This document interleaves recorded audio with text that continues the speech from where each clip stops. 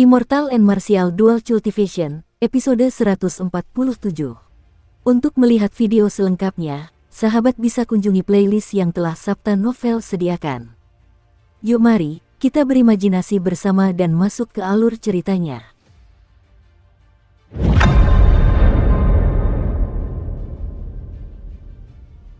Xiao Chen dapat merasakan setiap denyutan pedang bayangan bulan, seolah-olah ada darah yang mengalir di dalamnya. Tentu saja, itu bukanlah darah sungguhan, melainkan energi spiritual yang mengalir di dalamnya. Sekuat apapun seseorang, jika mereka belum memahami mendengarkan pedang dan berkomunikasi dengannya, mereka tidak akan pernah bisa merasakan denyut nadi sebuah pedang. Ketika Xiao Chen perlahan menuangkan esensinya, dia dapat dengan jelas melihat esensi ungu miliknya mengalir di dalam pembuluh pedang. Dengan sebuah pikiran, pedang itu langsung menyala dengan cahaya ungu terang. Menarik, dengan pikiran lain, cahaya pedang ungu itu berhenti. Tidak ada penundaan sama sekali, pergerakan esens jauh lebih cepat dari sebelumnya. Ketika Xiao Chen berhenti mendengarkan pedang dan berkomunikasi dengannya, pedang bayangan bulan kembali berwarna putih salju. Xiao Chen menggunakan kemampuan mendengarkan pedang dan berkomunikasi dengannya berulang kali dengan cara ini. Sebelumnya, di arena duel, Xiao Chen langsung pergi setelah Liu Ruyue berbicara dengannya. Xiao Chen merasa ada sesuatu yang tidak beres. Namun, dia tidak tahu apa yang tidak beres. Karena itu, dia tidak berniat untuk terus tinggal di arena duel. Sebaliknya, dia langsung kembali ke halaman rumahnya untuk berlatih teknik mendengarkan pedang dan berkomunikasi dengannya. Jika Xiao Chen dapat dengan cepat menguasai keadaan mendengarkan pedang, dia akan mampu memasuki keadaan mengendalikan pedang. Itu akan sangat membantu dalam pertarungan. Xiao Chen berlatih hingga senja. Dia baru berhenti berlatih setelah Xiao Bai kembali. Xiao Chen melihat bahwa rambut Xiao Bai yang sebelumnya acak-acakan kini tertata rapi. Rambutnya sekarang terbelah di tengah dan dikepang menjadi dua. Rambut bagian belakang Xiao Bai diikat dengan rumit dan diakhiri dengan jepit rambut hijau. Ini benar-benar menonjolkan kelembutannya, sekaligus menyembunyikan sisi menggoda yang dimilikinya.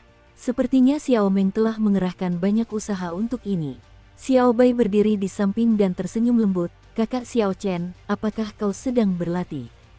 Xiao Bai juga ingin berlatih. Setelah aku berlatih, aku bisa melindungi kakak Xiao Chen. Ketika Xiao Chen mendengar itu, dia juga berpikir itu akan bagus. Setelah binatang roh berubah bentuk, mereka dapat mengkultivasi teknik kultivasi dan teknik bela diri manusia. Perlu untuk mengajarkan beberapa teknik bela diri padanya untuk melindungi dirinya sendiri. Xiao Chen memiliki banyak senjata roh yang telah ia rampas dari perbendaharaan klan Jiang di cincin semestanya. Dia mengeluarkannya satu persatu. Ada pedang panjang, pedang kembar, pedang pendek, pedang kembar, pedang berharga, dan banyak jenis lainnya. Pilih senjata dulu, pilih saja apapun yang kamu suka. Setelah itu, aku akan memberimu teknik bela diri yang relevan. Xiao Bai melihat sekeliling tumpukan besar senjata roh. Akhirnya, dia mengambil pedang selebar 2 jari dan sepanjang 1,7 meter. Pedang ini disebut air surgawi, dan merupakan senjata roh tingkat mendalam unggul. Kakak Xiao Chen, aku memilih ini, kata Xiao Bai dengan gembira. Xiao Chen sedikit mengerutkan kening, dia berharap Xiao Bai akan memilih pedang. Dengan begitu, akan mudah baginya untuk menemukan teknik bela diri. Paviliun pedang surgawi yang besar ini mungkin kekurangan banyak hal, tetapi satu hal yang tidak kurang adalah berbagai macam teknik pedang. Lebih jauh lagi, paviliun pedang surgawi adalah tempat di mana pedang berkuasa. Sampai batas tertentu, pedang dapat dikatakan sebagai barang terlarang di sini. Bahkan master paviliun pedang surgawi yang namanya pernah bergema di seluruh penjuru dunia, hanya menggunakan pedang yang ia ukir dari kayu ketika ia mengasah kemampuan pedangnya di tahun-tahun terakhirnya. Tiba-tiba, mata Xiao Chen berbinar. Dia ingat bahwa selain seni memahat tubuh naga dan harimau serta tinju naga harimau agung, master paviliun itu juga meninggalkan pedang penyehat alam semesta. Secara kebetulan, Xiao Chen bisa memberikannya kepada Xiao Bai untuk digunakan. Dia menggeledah cincin semestanya sebentar sebelum menemukan buku pedang semesta penyejuk hati di sudut cincin semesta tersebut. Xiao Chen menyerahkan buku rahasia itu dan berkata, buku rahasia ini untukmu. Ambillah dan bacalah dulu. Jika ada yang tidak kau mengerti, kau bisa datang dan bertanya padaku. Pedang penyejuk hati alam semesta juga merupakan teknik pedang tingkat bumi puncak. Dibandingkan dengan teknik pedang wukui milik Xiao Chen, kekuatannya sangat mirip. Lagi pula, teknik bela diri yang digunakan oleh Master Pavilion sebelumnya bukanlah sesuatu yang bisa ditemukan di pasar loak. Xiao Bai menerimanya dengan gembira. Dia tersenyum dan berkata, "Terima kasih, kakak Xiao Chen. Aku akan membacanya sekarang dan mempelajarinya dalam 2 hari. Saat itu, aku akan bisa melindungi kakak Xiao Chen." Xiao Chen memperhatikan Xiao Bai pergi. Ia tersenyum tipis, gadis ini terlalu naif. Xiao Chen sebelumnya telah melihat pedang penyejuk hati alam semesta. Terdapat total 13 gerakan. Setiap gerakan lebih sulit dari sebelumnya. Tingkat kesulitannya mirip dengan teknik pedang wukui. Saat itu, Xiao Chen menghabiskan 3 hari sebelum ia mampu mempelajari 3 gerakan dasar pertama dari teknik pedang wukui. Bahkan hingga sekarang, ia belum begitu familiar dengan gerakan ke-8.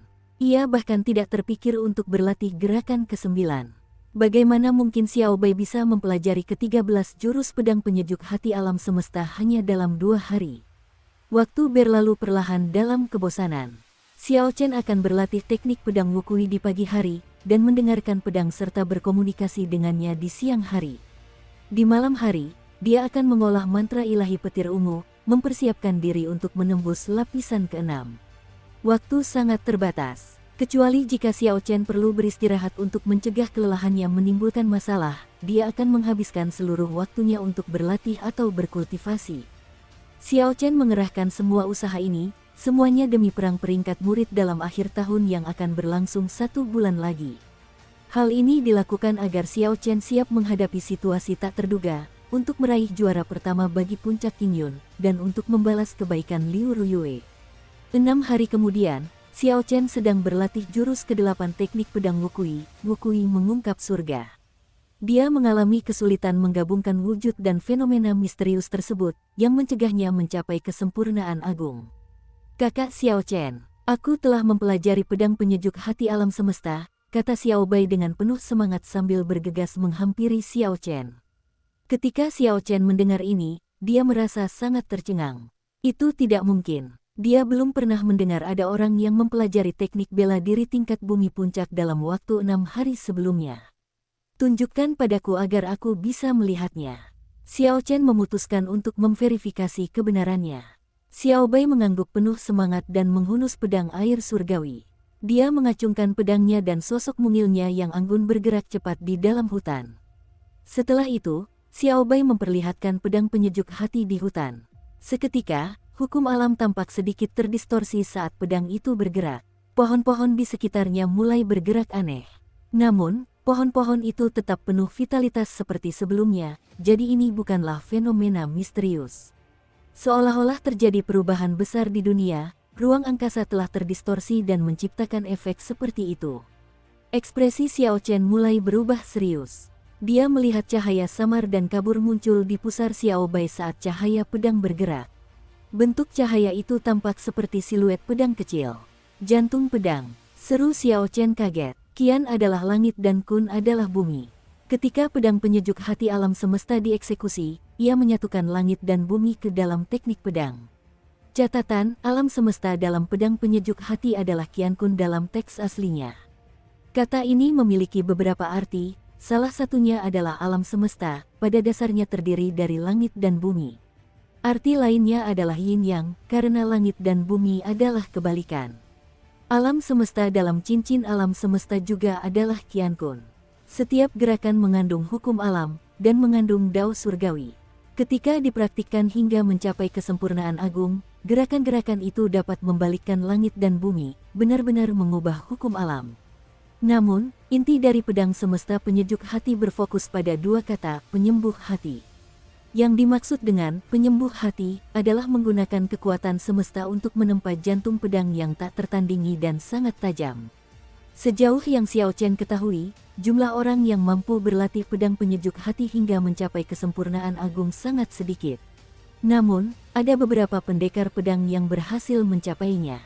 Mereka mampu membuat sungai mengalir mundur dengan satu serangan, merobek ruang angkasa, dan membuat gunung berputar.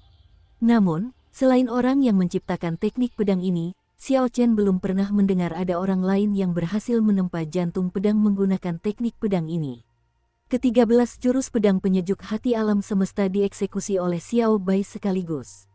Energi pedang menyebar ke seluruh hutan, menyebabkan dedaunan berguguran dalam jumlah yang tak terhitung. Xiao Bai menghunus pedangnya dan menyarungkannya. Perasaan ruang yang terdistorsi di hutan itu langsung menghilang. Kemudian, dia menatap ekspresi murung Xiao Chen. Xiao Bai berkata dengan agak gugup, "Kakak Xiao Chen, apakah Xiao Bai bodoh? Aku bilang aku akan mempelajarinya dalam 2 hari. Pada akhirnya, Xiao Bai membutuhkan waktu 6 hari untuk melakukannya. Terlebih lagi, rasanya Xiao Bai masih belum mengerahkan seluruh kekuatannya." Xiao Chen tersenyum getir pada dirinya sendiri. Jika ini dianggap bodoh, lalu sebenarnya apa itu semua kultivator jenius? Teknik pedang ini hanya dianggap sebagai teknik tingkat pemula. Hal ini karena area yang dapat dipengaruhi Xiao Bai dengan keadaan alam semesta hanya terbatas pada 10 meter di sekitarnya. Menurut catatan tentang teknik pedang, ketika seorang Saint bela diri menggunakan pedang penyejuk hati alam semesta dan mempraktikkannya hingga mencapai kesempurnaan agung, mereka akan mampu memengaruhi area seluas 500 meter di sekitar mereka. Xiao Bai masih jauh dari mencapai hal itu. Terlebih lagi, dia belum menyalurkan wujudnya ke dalamnya. Akibatnya, kekuatan teknik pedang ini sangat berkurang. Namun, Xiao Bai mampu mempelajari ke-13 jurus tersebut dalam 6 hari, dan menggunakannya sekaligus bahkan memahami kekuatan pedangnya. Bakat seperti itu sungguh mengerikan. Yang kurang dari Xiao Bai saat ini hanyalah kedewasaan dan pemahaman tentang kondisinya sendiri. Pada saat itu, kekuatan teknik pedang ini akan mencapai kesempurnaan agung. Xiao Chen berkata pelan, "Kamu tidak bodoh, ini sudah cukup bagus. Namun, kamu harus terus bekerja keras. Tumbuhlah menjadi lebih dewasa secara perlahan." Xiao Bai tersenyum bahagia dan berkata, "Benarkah? Lalu kapan aku bisa sekuat kakak Xiao Chen?" Saat itu, ketika ada penjahat, kakak Xiao Chen tidak perlu bertindak. Xiao Bai akan membantumu mengusir mereka. Xiao Chen tersenyum tanpa berkata-kata. Ia berkata dalam hatinya, "Bagaimana mungkin aku membiarkan Xiao Bai yang melindungiku? Baik secara logika maupun emosi, ini seharusnya tidak terjadi." Membiarkan Xiao Bai berlatih teknik bela diri adalah demi kebaikannya sendiri. Adapun masa depan Xiao Bai, Xiao Chen sudah memiliki rencana kasar dalam pikirannya. Namun, dia belum memberitahukannya kepada Xiao Bai. "Sebaiknya kau kembali dulu, jangan terlalu banyak berpikir. Ingat, jangan sampai orang lain melihatmu berlatih pedang," kata Xiao Chen. Berlatih pedang memang tabu di paviliun pedang surgawi. Xiao Bai mengangguk dan pergi, merasa senang, dia jelas sedang dalam suasana hati yang gembira. Setelah Xiao Chen melihat Xiao Bai pergi, dia mengalihkan pandangannya dan berkata, "Xiao Bai sangat luar biasa. Aku harus berusaha lebih keras agar tidak tertinggal darinya. Aku harus benar-benar menguasai Wukui Reveals Heaven." 3 hari kemudian, Liu Suifeng datang ke halaman rumah Xiao Chen dan menyampaikan kabar mengejutkan kepadanya. Setelah mendengar berita itu, Xiao Chen merasa sangat curiga. Dia bertanya, "Kau bilang perang peringkat akhir tahun yang akan berlangsung pertengahan bulan depan akan ditunda. Bagaimana bisa?" Liu Suifeng juga tampak agak bingung. Dia terus menggaruk kepalanya sambil berkata, "Aku juga tidak yakin kenapa." Majelis tetua tidak memberikan alasan. Perang peringkat murid dalam akhir tahun telah menjadi tradisi sejak berdirinya Paviliun Pedang Surgawi. Dalam 10.000 tahun terakhir, kecuali ada sesuatu yang besar, saya belum pernah mendengar perang peringkat ditunda. Perang peringkat murid dalam Paviliun Pedang Surgawi yang diadakan setahun sekali tidak hanya berfungsi untuk memeriksa kultivasi murid dalam selama setahun dan menjaga tingkat daya saing tertentu di antara para murid. Yang terpenting adalah, Paviliun Pedang Surgawi akan memanfaatkan kesempatan ini untuk memamerkan kekuatan mereka kepada seluruh dunia, menjaga reputasi mereka sebagai sekte teratas di Provinsi Xie. Setiap tahun, selama perang peringkat murid dalam, Paviliun Pedang Surgawi akan mengirimkan undangan kepada semua kekuatan besar dan pemuda berbakat di Provinsi Xie. Mereka bahkan mengundang para pejabat istana. Tujuan mereka melakukan hal itu adalah untuk menunjukkan kekuatan Paviliun Pedang Surgawi dan menjaga reputasinya. Jika Paviliun Pedang Surgawi tiba-tiba menunda perang peringkat murid dalam akhir tahun, Hal itu dapat menyebabkan orang berpikir bahwa paviliun pedang surgawi tidak mampu menghasilkan murid dalam yang layak, sehingga menunda perang peringkat. Desas-desus yang tidak menguntungkan seperti itu akan menjadi pukulan besar bagi reputasi paviliun pedang surgawi. Mereka tidak akan menunda perang peringkat kecuali jika mereka tidak punya pilihan lain. Liu Suifeng melanjutkan, masalah ini sangat aneh. Sampai sekarang, masih belum ada alasan yang diberikan. Terlebih lagi, bahkan kompetisi murid luar pun ditunda. Ini sangat membingungkan. Xiao Chen berpikir sejenak dan berkata, tidak perlu khawatir. Hanya ditunda, bukan dibatalkan. Oh ya, bagaimana kabar kakak Ruyue akhir-akhir ini? Aku belum melihatnya belakangan ini. Liu Suifeng ragu sejenak sebelum akhirnya berkata, sebenarnya, dia melukai esensinya saat terakhir kali mengaktifkan formasi pedang absolut kuno yang diperkuat. Dia tidak akan bisa berkultivasi selama setengah tahun. Baru-baru ini, dia telah memelihara dirinya dengan ramuan spiritual. Jika tidak, kerusakannya akan lebih besar. Ekspresi terkejut muncul di wajah Xiao Chen. Dia sudah merasakan ada yang tidak beres sejak terakhir kali. Jadi, memang seserius itu. Xiao Chen tentu tahu betapa seriusnya membuang waktu setengah tahun. Dia tidak menyangka Liu Ruyue akan berkorban seperti itu untuknya. Dukung terus channel YouTube Sabta Novel. Kenapa kau tidak memberitahuku lebih awal? Kata Xiao Chen dengan nada menyalahkan. Jika dia tahu akan ada konsekuensi serius seperti ini sebelumnya, Xiao Chen tidak akan menerimanya. Liu Suifeng tersenyum tak berdaya, aku ingin, tapi kakakku tidak mengizinkanku. Seandainya aku memberitahumu, apakah kau akan menerima kebaikannya? Xiao Chen menggelengkan kepalanya. Ia ingin bangun dan mencari Liu Ruyue, tetapi Liu Suifeng dengan cepat menghentikannya. Ia berkata, jangan pergi, kakakku memiliki kepribadian yang sangat keras kepala. Karena ia tidak ingin kau tahu, sebaiknya kau berpura-pura tidak tahu. Xiao Chen hanya bisa kembali ke tempat duduknya.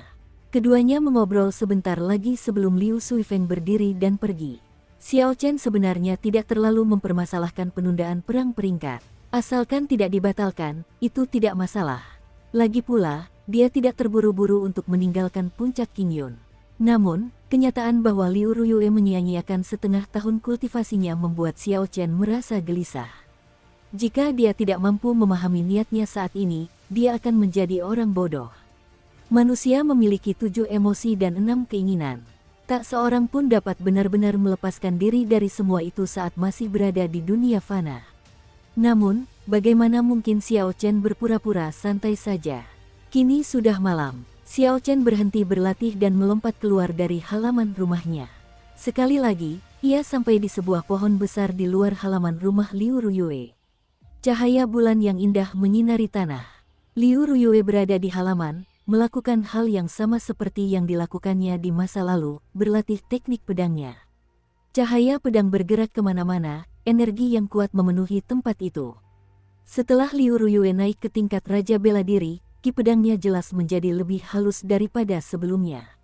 Saat ki pedang bergerak di udara, rasanya seperti udara sedang dibelah, menciptakan riak samar. Huci, tanpa peringatan apapun, seberkas ki pedang yang gemerlap tiba-tiba melesat ke arah pohon besar tempat Xiao Chen berada. Dalam sekejap, ia bergerak sejauh 500 meter. Kakak. Pohon besar dan tebal itu langsung terbelah dua di bagian batangnya, memperlihatkan Xiao Chen di baliknya. Liu Ruyue segera berlari mendekat. Saat melihat Xiao Chen di sana, dia menghela napas lega. Kemudian, dia menyarungkan pedangnya. Dia bertanya, Ye Chen, mengapa kau bersembunyi di balik pohon ini? Xiao Chen merasa sangat malu. Wajahnya yang lembut langsung memerah. Sifatnya yang biasanya tenang kini lenyap sama sekali. Xiao Chen tiba-tiba ketahuan mengintip orang lain. Tidak ada yang lebih memalukan dari ini.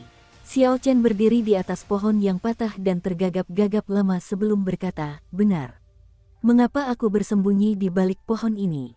Aneh sekali. Liu Ruyue memandang Xiao Chen yang malu dan merasa itu lucu. Dia tersenyum dan berkata, sebenarnya, pohon ini memiliki energi spiritual surgawi. Saat berdiri di atasnya, seseorang dapat menenangkan diri. Ini adalah tempat yang baik untuk memahami dan mengatasi hambatan.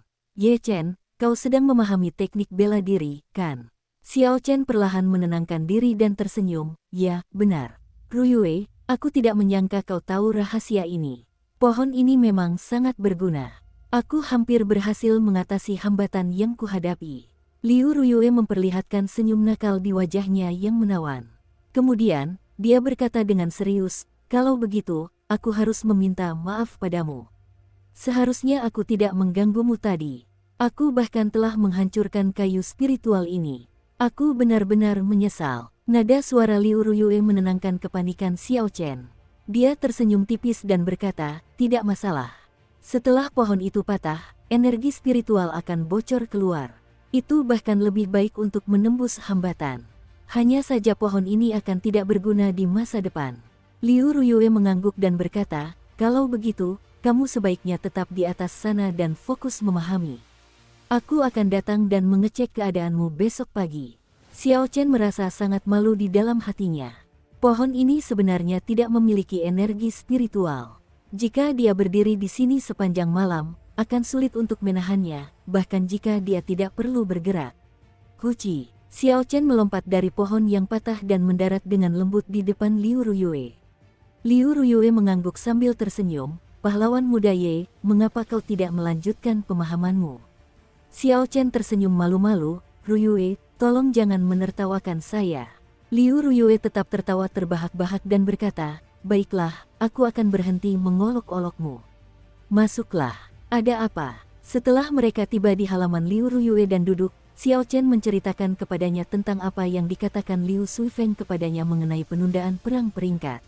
Liu Ruyue berkata dengan suara lembut, "Aku tahu tentang masalah ini. Tidak ada alasan khusus untuk ini. Dibutuhkan banyak tenaga untuk menyelenggarakan sesuatu seperti perang peringkat murid dalam. Hampir seluruh sekte harus ikut serta. Paviliun Pedang Surgawi tidak mungkin menangani penyelenggaraan dua acara besar dalam waktu singkat." Xiao Chen merasa curiga dan bertanya, "Apakah maksudmu, ada peristiwa lain, yang lebih besar daripada perang peringkat murid dalam?" "Peristiwa apa itu?" Liu Ruyue mengangguk, "Masalah ini seharusnya dirahasiakan untuk saat ini. Namun, tidak ada masalah jika saya menceritakannya kepada Anda. Leng Liusu telah meninggalkan pelatihan pengasingannya. Dia sekarang adalah Raja Bela Diri tingkat rendah tingkat puncak." Xiao Chen terdiam sejenak sebelum bereaksi. Leng Liusu baru berusia 17 tahun. Namun, kultivasinya kini berada di puncak ranah Raja Bela Diri tingkat rendah. Selain kata iblis, tidak ada kata lain yang cukup untuk menggambarkan bakatnya. Leng Liusu mencapai tingkat kultivasi yang sebagian besar orang tidak mampu capai seumur hidup mereka pada usia 17 tahun. Terlebih lagi, itu bukan Raja Bela Diri tingkat rendah awal, melainkan Raja Bela Diri tingkat rendah puncak. Semakin awal seseorang memasuki alam Raja Bela Diri, semakin banyak yang akan mereka capai di masa depan. Ini adalah fakta yang telah terbukti. Di masa lalu, Kaisar Petir menjadi Raja Bela Diri pada usia 17 tahun, Raja Bela Diri pada usia 20 tahun, Bijak Bela Diri pada usia 30 tahun setelah perjuangan hidup dan mati, dan akhirnya menjadi Kaisar Bela Diri pada usia 40 tahun, memerintah segala sesuatu di bawah langit. Ada banyak ahli sejarah, masing-masing berbeda satu sama lain. Namun, mereka semua memiliki satu kesamaan, mereka semua menjadi Raja Bela Diri sebelum berusia 20 tahun. Jika seorang kultivator tidak mampu menembus ke tingkat Raja Bela Diri sebelum usia 25 tahun, pencapaian mereka di masa depan akan terbatas pada tingkat Raja Bela Diri. Saat itu, Murongcong pernah memberitahu Xiao Chen beberapa hal tentang Leng Liusu, mengatakan bahwa dia akan menggemparkan dunia ketika keluar dari pelatihan isolasi. Sepertinya dia benar. Garis keturunan yang diwariskan oleh Kaisar Saber benar-benar mengejutkan.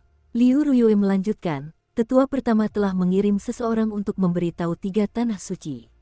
Dia ingin memanfaatkan kesempatan ini untuk meminta 3 tanah suci mengirim seseorang untuk menutup sepenuhnya celah spasial di Paviliun Pedang Surgawi.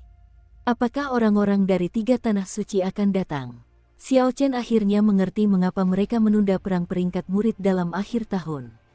Jika orang-orang dari 3 tanah suci benar-benar datang, perang peringkat murid dalam akan tampak remeh dibandingkan dengan kedatangan mereka. 3 tanah suci terisolasi dari dunia. Legenda tentang 3 tanah suci dapat ditemukan di setiap sudut benua Tianwu. Di mata masyarakat, tempat-tempat itu adalah mitos yang tak tersentuh. 3 tanah suci telah ada sejak zaman kuno. Mereka telah bertahan selama puluhan ribu tahun, mewariskan warisan mereka dari generasi ke generasi. Kekuatan mereka tak terukur, mereka adalah harapan terakhir benua Tianwu.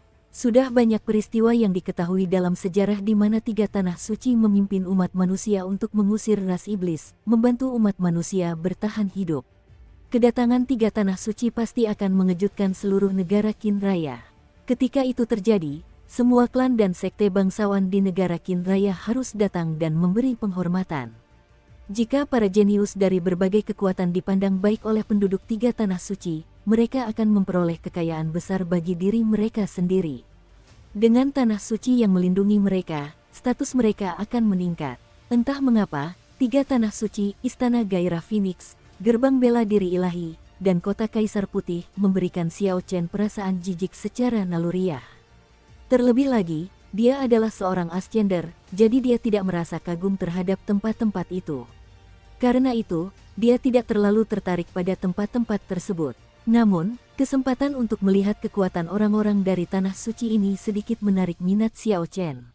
Dia ingin melihat kekuatan seperti apa yang dimiliki para kultivator yang mewarisi roh bela diri suci. Setelah Xiao Chen berpikir sejenak, dia berkata, tiga tanah suci akan datang. Jika mereka datang, yang mana? Istana Gairah Phoenix, Gerbang Bela Diri Ilahi, atau Kota Kaisar Putih? Liu Ruyue menjawab, kemungkinan salah satu dari mereka datang sangat tinggi. Tiga tanah suci selalu mencari para jenius di benua ini. Bakat Leng Liusu pasti akan menarik perhatian mereka. Adapun tanah suci yang mana, saya tidak yakin. Setelah topik itu berakhir, keduanya mengobrol cukup lama.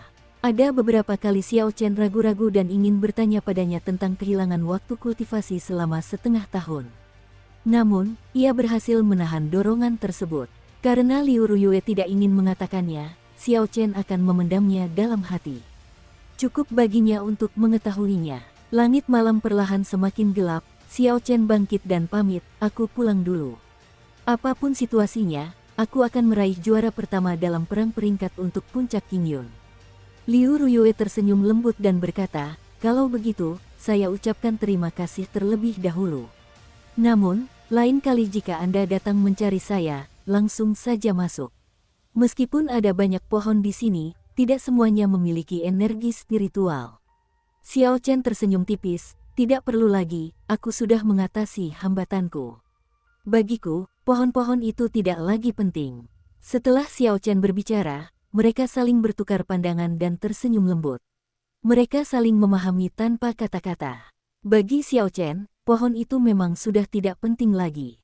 Serangan Liu Ruyue tidak hanya menumbangkan pohon di luar halaman rumahnya, tetapi juga menghancurkan tembok di dalam hatinya. Karena aku menyukainya, aku akan bersikap berani tanpa menekan perasaanku. Jika aku terus memikirkan konsekuensinya, aku akan berakhir dengan khawatir. Tidak perlu khawatir apakah dia akan bertemu Liu Ruyue atau tidak, apakah dia harus meninggalkan puncak Qingyun atau tidak. Orang yang disukainya ada di sini, dia akan mengingatnya dalam hatinya. Terlepas dari seberapa jauh jarak mereka, mereka hanya perlu mengetahuinya dalam hati mereka. Setelah Xiao Chen meninggalkan halaman Liu Ruyue, dia merasa seperti beban berat terangkat dari dadanya. Dia merasa benar-benar lega. Meskipun keduanya tidak mengatakannya secara langsung, ada perasaan aneh, pemahaman diam-diam, mereka berdua tahu niat satu sama lain.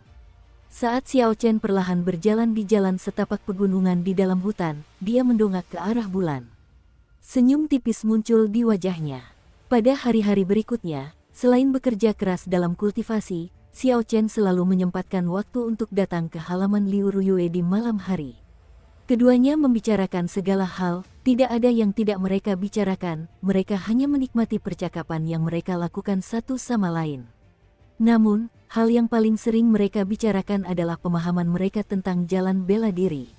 Liu Ruyue telah mengumpulkan pemahaman yang mendalam tentang jalan bela diri.